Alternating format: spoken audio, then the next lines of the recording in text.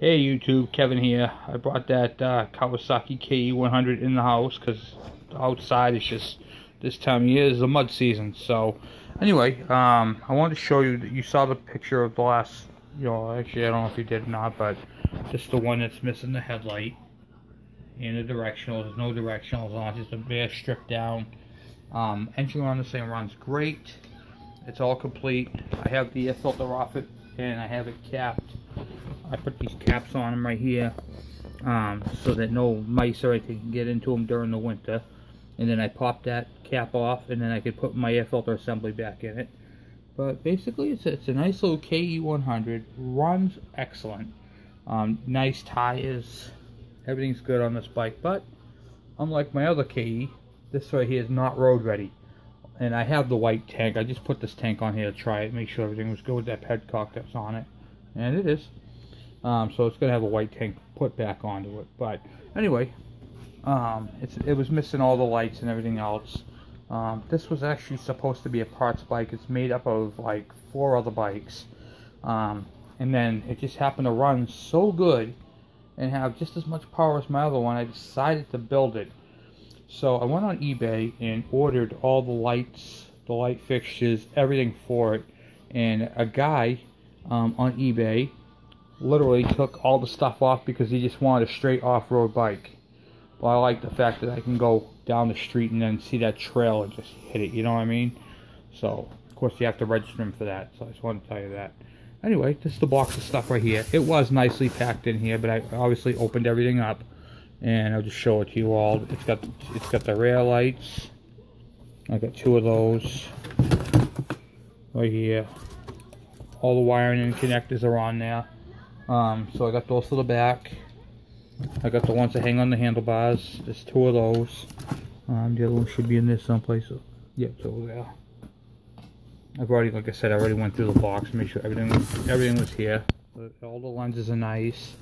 The connectors are all nice, in good shape. Nothing was beaten and batty. Took them off in really good shape. The taillight assembly. You know, I mean, the bottom's been bent, but show me one that's not. Even my other one's been bent. But that right there I got all the hardware to it. You know, bolt that right on there. So that'll be all set. My plan for tonight is to get the back of it done. And then tomorrow night I'll work on the front.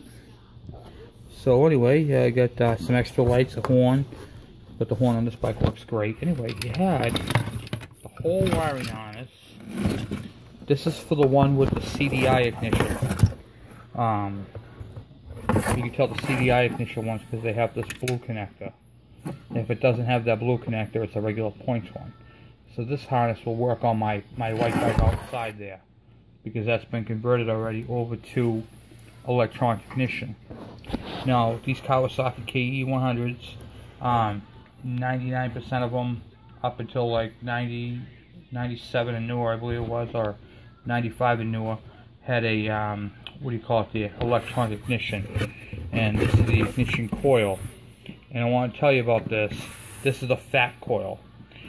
A lot of these coils are really small and skinny. This one's a fat one, and I'm going to tell you why it's fat. Because there is no CDI box. The CDI is actually built into this coil. It has a pickup coil where the points would be, and it goes straight to this coil, and this coil right here is your CDI. So when this coil goes, you can't just put a regular coil on. You have to put this actual coil onto it because nothing else will run it. So there's that for you.